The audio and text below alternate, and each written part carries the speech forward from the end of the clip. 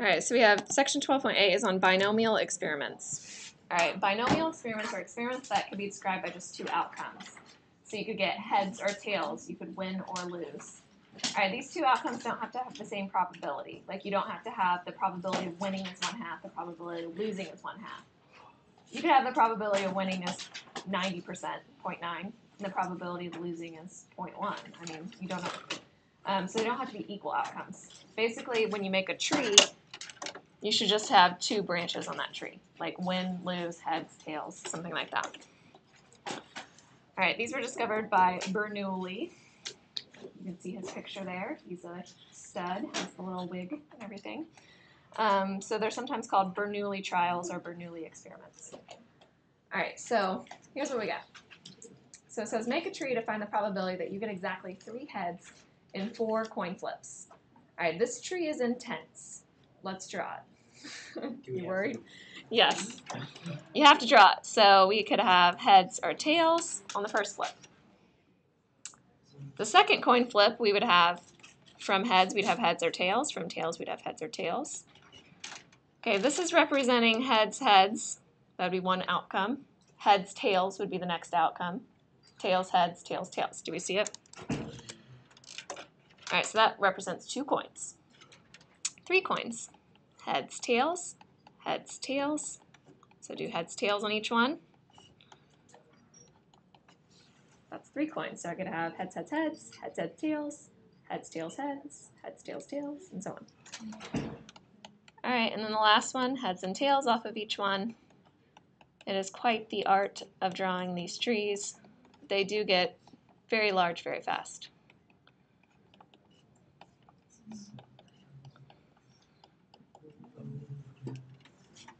So Bernoulli said, I don't want to have to draw this tree all the time. I want to be able to just get the answer. So, yeah, the tree's intense. All right, so basically, if I want exactly 3 heads, Casey, you paying attention up there? If you want exactly 3 heads, you're going to have to trace all the different branches that have exactly 3 heads. So we'd have one branch here. That would be heads, heads, heads, tails. Heads, heads, heads, tails. I would have one branch with heads, tails, heads, heads.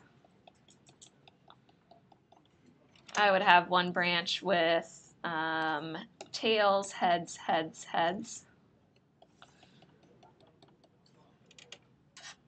And I'd have one last branch with, did I miss it? Oh, heads, heads, tails, heads. Do you guys see all the different branches?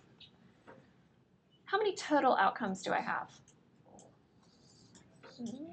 16. I have 4 that give you 3 heads, but the total number of outcomes is 16, right? Basically, you just need to count all these on the ends.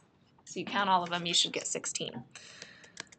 All right, so we had 4 outcomes that gave us exactly 3 heads out of a total of 16 outcomes. Another way you could get the 16 is you could say I have 2 choices for the first spot, I have 2 for the second, 2 for the third, and 2 for the last. Right, heads or tails for each one. 2 times 2 times 2 times 2 is 16. All right, so 4 out of 16 ends up being 1/4. So your probability that you get exactly 3 heads in 4 coin flips was 1/4. Now, this worked out nicely because our probability of getting heads or tails ended up being exactly the same thing, 1/2, right? 1/2 for each one. But like I said, it doesn't have to be 1/2 for each outcome. Okay, it could be different. So what you would really do on these is you would write the probability for each branch. So each of these things would have 1/2s on them. All right, but let's say they weren't 1/2. Let's say this one was 0.3 and this one was 0.7. Maybe of some kind of weird weighted coin. That means anytime you go to heads, you'd have, so don't write this, but you'd have 0.3. Anytime you go to tails, you'd have 0.7. Okay, so that means each of these things would have how many 0.3s and how many 0.7s on my 4 different outcomes. You'd have 0.3 times itself 3 times. You'd have 0.7 times itself once. Does that make sense? You would add up all of these probabilities. So you'd add them all together. So you'd get 4 outcomes from here. times 0.3 to the 3 times 0.7 to the 1. Right? Does that make sense? But luckily, like I said, all of these are 1/2 anyway, so it didn't matter. All right, but that's what we're going to be doing for these other outcomes. So erase your 0.3s and 0.7s. Don't get confused by that. 1/2, 1/2. Okay, so let's try this. So the probability of a binomial experiment or a Bernoulli trial, the probability of R successes and N trials ends up being C in R times P to the R times Q to the N minus R. P equals the probability of success. Q equals the probability of failing. So failure. So let's think about that. If the probability of success, so the probability that I win is 0.4, what's the probability that I fail? 0.6. So you just subtract from 1, right? So you do 1 minus P. So Q is always 1 minus P. All right, notice how I have C and R. What's that called again? Combination. Combination. It's called a combination. So basically we're saying that if we go back to this page, I have 4 items. So let's say I have 4 people in this class. So let's say I have Matt, Alex, Brian, and Naveen. All right, and I want to choose 3 of them to be heads. And I want to choose 1 of them to be tails. All right, so the 3 people are going to be like in the cool, this is our heads club. We're the majority. We have 3. So I'm going to choose 3 people. I'm going to choose randomly Matt, Brian, and Alex. Naveen's by himself, right? Now, that's a combination. That's like a committee of people. You're saying I have 4 places, so 4 positions. I'm going to fill 3 of them with heads. 1 is going to be left with tails. So the number here, I had 4 ways. That was 4 choose 3. What about 4 choose 1? Is that the same thing? Why is it 4 choose 3 up there? It's 4 choose 3. You have 4 different people. You're going to choose 3 of them to be heads. That is your total number of ways that you could have 3 heads and 1 tail. Make sense? I mean, But there's only 2 different types. there's only 2 different types. That's right. You only have like a winning and a losing, heads and tails. But you have 4 places that you can fill. Like basically, it's a committee. So I have 4 people. 3 of those I'm going to select, and I'm going to put them over into 3 different spots randomly. Now it doesn't matter. This could be heads 1, heads 2, heads 3. We don't worry about the order of those items. We just say I'm selecting 3 of them. How many ways can you select 3 of them? 4 choose 3, right? Combination. All right, 4 choose 3 ends up being the same as 4 choose 1.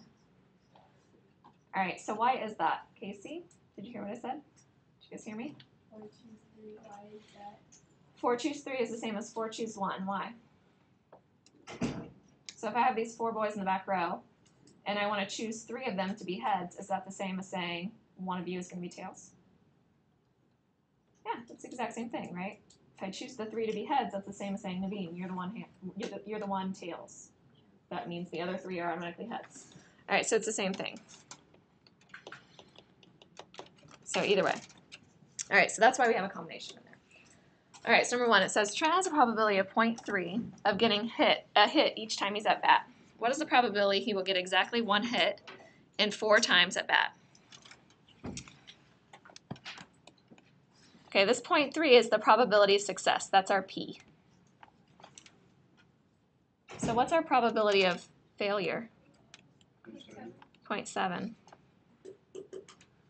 We have other things. We have N and R. N is my total number of trials. So how many times is he going to go up to bat? 4. How many successes are we trying to find? Oops, I wrote it. 1. R is 1. So we want to find the probability of 1 success. So we write P of 1. So it said exactly 1 hit. So it ends up being C, N choose R, so 4, 1. I might also I might be lazy and write it like that. If I write it that way, you guys know that means combinations, right? You've seen that before. Sure. Times 0.3 raised to what power? 1. How many times do we have a success? We have it once, right? P means success. We had it one time. How many failures do we have? 3. These add to be n. Right? 1 success means 3 failures. Okay, let me find that number. Okay, we know how to do combinations, so I'm going to do 4. I'm going to hit math. I'm going to arrow over to PRB. And I'm going to choose, is it number 3 or number 4? Number 3. Yeah. And then I'm going to hit 1. I want 4, choose 1. Hit enter, you get 4. Now, I always tell a story. When I was in a probability class in college, your calculator gives you a lot of warnings that it's going to die. Have you guys seen that warning? Like, low batteries, change batteries soon, or whatever it is. It says it like 150 times before your batteries actually go bad. All right, so I was one that gambled and didn't replace my batteries. I don't know why. And during my probability final, my calculator died. I was like, how am I going to do all these combinations? It did? Oh, man, on the SAT. All right, so you can do combinations with Pascal's triangle as well. It's not fun, but it's possible. If I have 4, choose 1, I go down to what I call the 4th row, the one that starts out with 1, 4. This is 4, choose 0. This is 4, choose 1. This is 4, choose 2. 4, choose 3. 4, choose 4. So basically in the row you have the 0 item, 1 item, 2 item, 3 item, 4 item. So 4, choose 1 ends up being 4. So what's 4, choose 0 then? 1. What's 97, choose 0? 1, because you have 1s down the diagonal, right? All the way down the side. Not the diagonal, I guess. What is 97, choose 97? 1. So that might help you sometimes to know that 97, choose 0 and 97, choose 97 are the same. They're both 1. It's like the ends of the triangle. All right, so anyway, I have 4 times 0.3 to the first, which is 0.3, 0.7 to the third. You can put the 3 inside the parentheses with the 7, or the 0.7, or on the outside, it doesn't matter. So go ahead and find it. So 4 times 0.3 times 0.7 to the third. What did you guys get? 4116. Good. That's your answer. All right, so let's try a little bit harder. So it says each question of an 8-question multiple choice test has 5 possible responses, only one of which is correct. Find the probability of getting the results below by answering every question randomly. So we have no idea. We're going into this test. We've never seen anything. Like maybe it's Chinese. I've never taken Chinese. I don't know. All right, so your probability of getting 5 questions correct probably going to be pretty small if you're just randomly guessing. All right, so let's see. So we write that as the probability of 5 correct, so P5. You could write out 5 correct if you want. You can write your different things if that helps you. How many total questions do I have? 8. I want how many successes? 5. What's my probability of success? Nope. 0.25. Nope, it's not 0.5, not 0.25. 0.75. You have 5 possible responses. So you have A, B, C, D, and E. It's not a true false. Yep, it's 1/5, or as Matt said, 0.2. So what's your probability of failure? 4/5, or 0.8, right? 4 questions are wrong out of the 5. Okay, it always helps me to write those down when you're starting.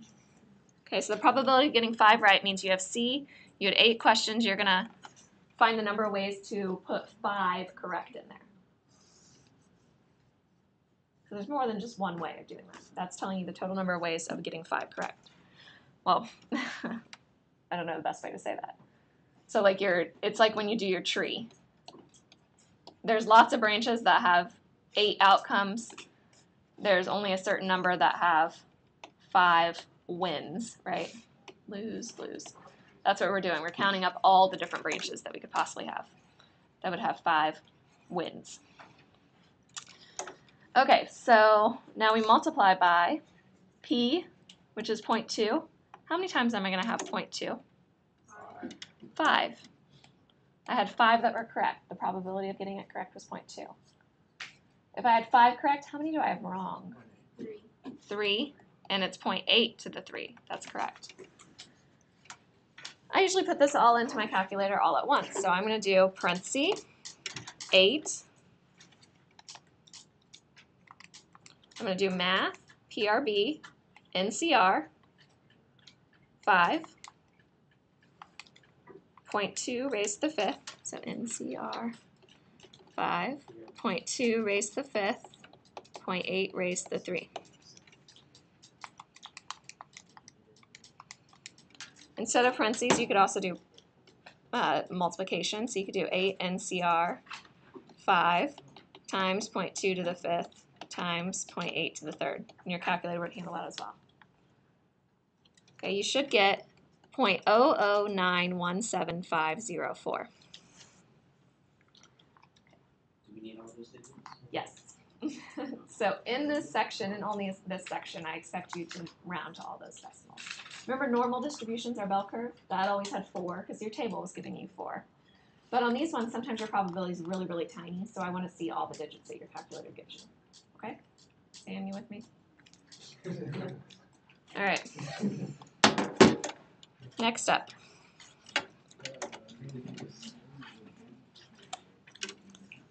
So 3 or fewer questions correct. So 3 or fewer, that means you could get 3, 2, 1, or 0, right? So we're going to find each one. So we need to find the probability of getting 3 right, the probability of getting 2 right, the probability of getting 1 right, and the probability of getting 0 right, and we add them all together. Okay, it's a little bit longer. Let's see if we can do it. Okay, you can write down your N, P, Q, and R if you need to off to the side again. N we said was 15 questions. P, the probability of success is 0.2. Oh, it's 8 questions. Sorry, the next one's 15 questions.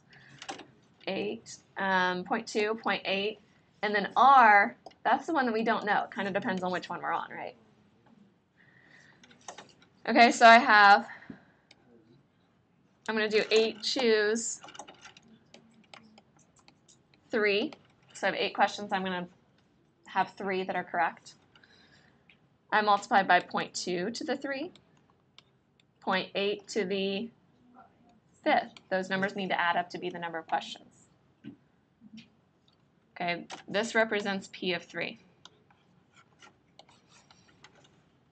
All right, then I say plus C of 8, choose 2, 0.2 to the 2, 0.8 to the 6. So that's the second thing.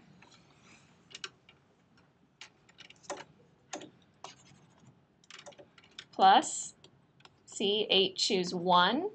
You're just going to have 1 correct. So 0.2 to the 1, 0.8 to the 7. That's the third one.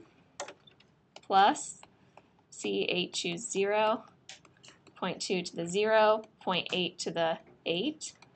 That's the last one. Okay. Kind of annoying writing it all out. It's not bad on the calculating part. Here's what we're going to do. Yes? At the very end of the blue line, is that 0.8? 0.8 to the 7, yep. All right, so I'm going to do parentheses, 8, math, choose 3. Then I do 0.2 raised to the 3, parentheses, 0.8 raised to the 5. So basically, I'm putting in the thing that I've underlined in red. So I put that into my calculator. I hit enter. When I do that, I get 0.14680064. Did you guys get that? Okay. Now your calculator is very nice because you don't have to always input each of these things because what can I use? Second entry. Yeah, if you guys do second, so the blue button on the left, enter, it pulls up that last thing that you put in. So now you edit it. Does this make sense? So you're going to go through, and instead of 8 choose 3, you're going to have 8 choose 2. So over the 3, put 2. Then instead of 0.2 to the 3, I'm going to have 0.2 to the 2. Instead of 0.8 to the 5, I'm going to have 0.8 to the 6. Hit enter again. So this one gives me 0.29360,128. Do it again. So second enter. Now change those numbers. See how it's kind of speedy if you know what you're doing? This one should be 0.33554432. Second enter, 0, 0, 8. 0.16777,216. Now you just add those numbers together. You already have the last one, so I just worked your way backwards. So do answer plus 0.33554432. Because some of you guys have fancy calculators that you can go back and capture the number.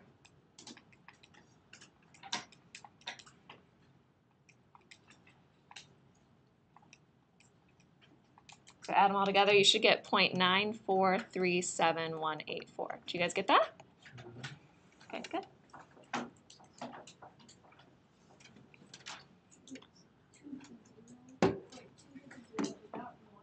Uh-huh. 8 choose 0 is 1, and 0.2 to the 0 is 1 as well. Right? Anything to the 0th power is 1. Except for 0. 0 to the 0 is undefined. We don't know. Okay, question. So what if I then ask for the probability of, so I said 3 or fewer on this last one, so what if I said 4 or more? It's reciprocal. Or 1 minus. Kind of, yeah, so Ryan kind of used the word reciprocal. It's not quite the reciprocal, but he said it's 1 minus, right? So it's the rest of the probability. Does this make sense? So my probability ended up being like 94.371, something like that, percent. It's the rest of my 100%. So you would do 1 minus the answer. So be careful. On your homework, you might have something like that, where I ask you a hard one, and then I say, well, what's the rest of it? You don't want to do probability 4, 5, 6, 7, 8, and add them together. You already have the rest of it. Does this make sense? Yeah. All right, you guys try C. So try C on your own, see what you get. I'll come around and check.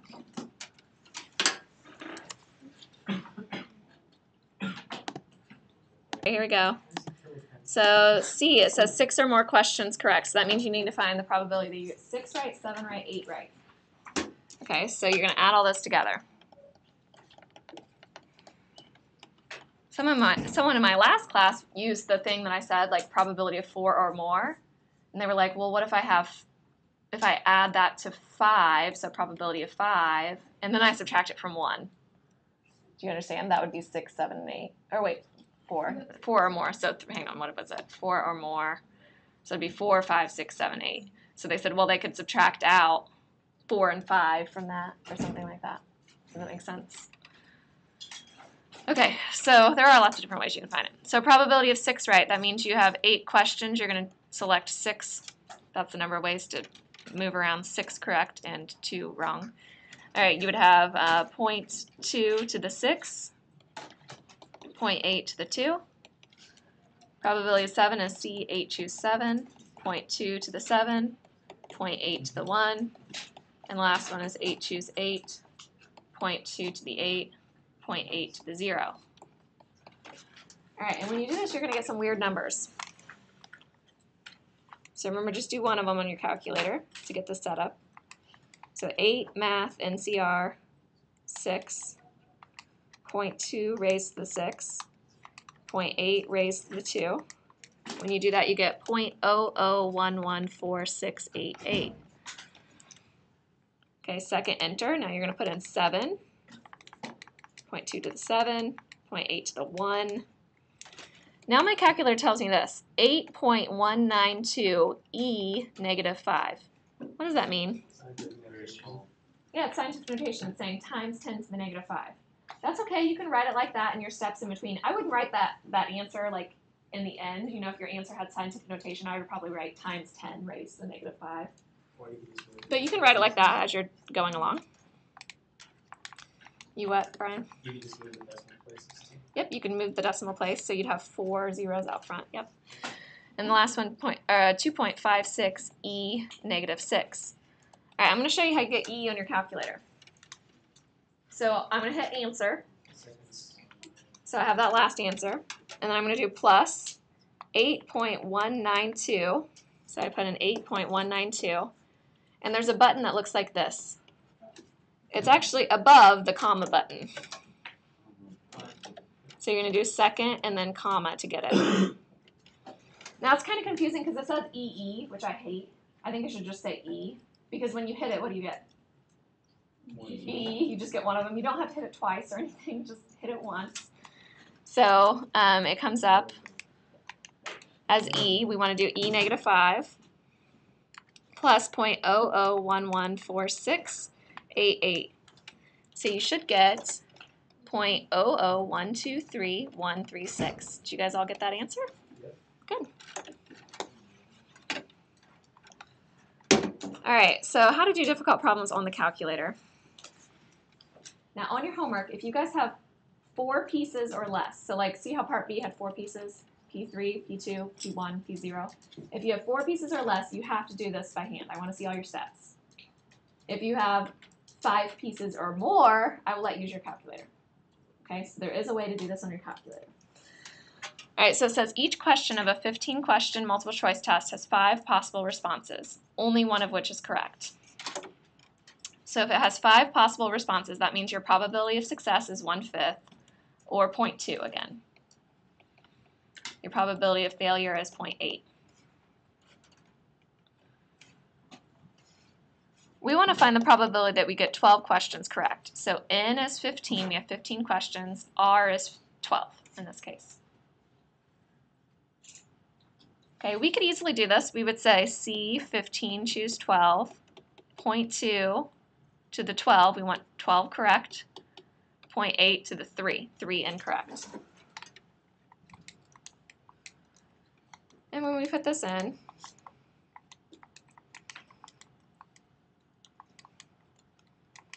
so let's see, I'm putting it in, I get 9.5420416 times 10 to the negative 7. All right, that's my number. All right, but what I'm telling you is there's a way to do this on your calculator. So what we're going to do is it's called Binomial Pdf. P means partial, so it's just a part, like P of 12, not P of 12, 13, 14, 15, or anything. Okay, so when you do this, you want N, P, and R. Remember, National Public Radio. Okay, so how do we get Binomial Pdf? You're going to do second, and you're going to hit vars, which is distribution. So you hit second, vars is right underneath your arrows.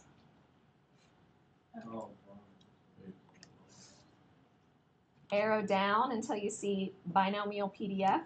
It's option 0. Do you guys see it? Hit enter.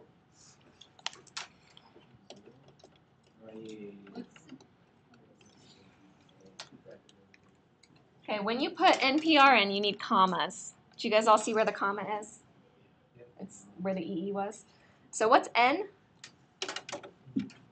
N is 15. So we do 15, comma, P is 0.2, comma, R is 12. What is this? What is it? No way.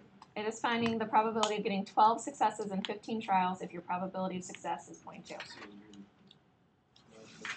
Oh, it gave it to you. Oh, that's nice. It tells you. Trials, you have 15 trials. No, P, yes. 0.2. Yeah, if it says trials, trials is 15. Some of your fancy calculators say that. What about X value? X is R. Okay. It means basically like how many did you get correct. And then paste. Just arrow down and paste and press enter. Yeah, enter. Ooh, See how you get the same thing? Press it again. Press enter again.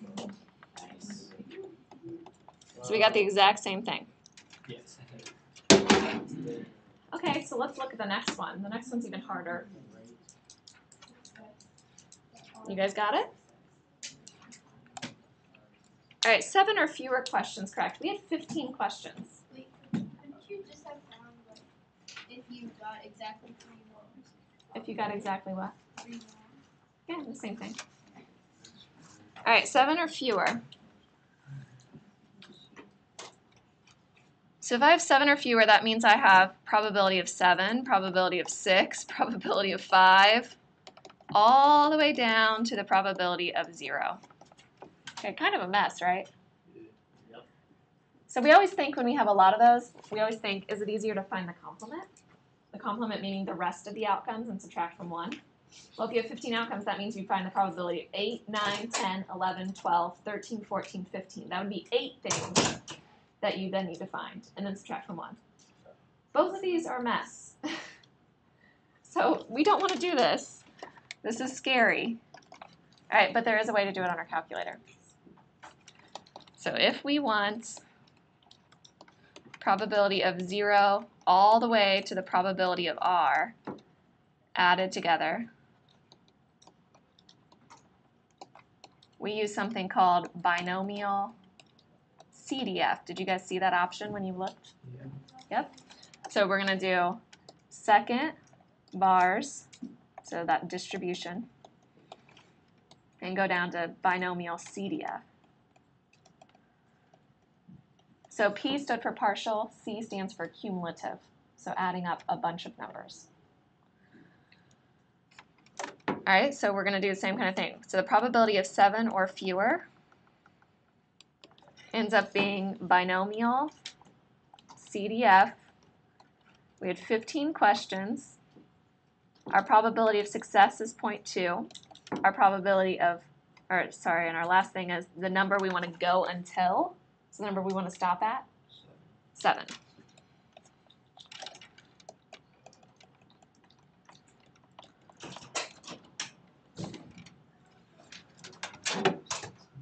When you guys do that, what do you get? 0.9957602. Okay, somewhere around there. Did you guys get that? All right, I don't know why I did 15 or more questions correct because you only have 15 questions. I think I edited it when it was usually 20 before. So let's say 10 or more questions correct. Okay, this is a little bit harder. That binomial CDF only goes up until, like binomial CDF goes from 0 to a number. You just go to 5 and it's technically the range. It's like the table, we can just subtract from 1. Yeah, you can subtract from 1. So what do I really want to go up to? So if I'm going up to 10 though, I want 10 or more correct. So 10, 11. So I want the probability of getting 10, 11, 12, all the way to 15 correct. So that's 1 minus all the way to 9, 0 to 9, right? So that would be binomial CDF.